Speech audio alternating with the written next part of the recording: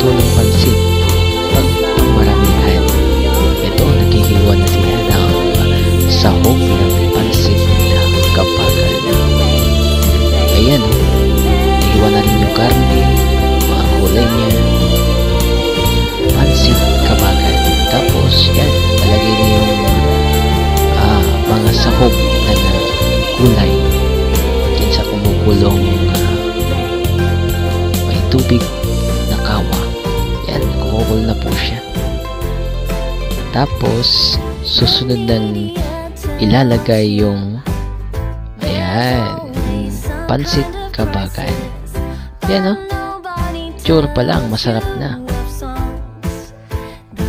Yan, hinalo-halo na para maghiwa-hiwalay siya.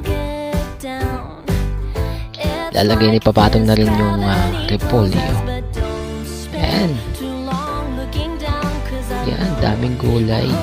Mas masarap. Mas masustansya. Yun, sige, lagay na lahat yan.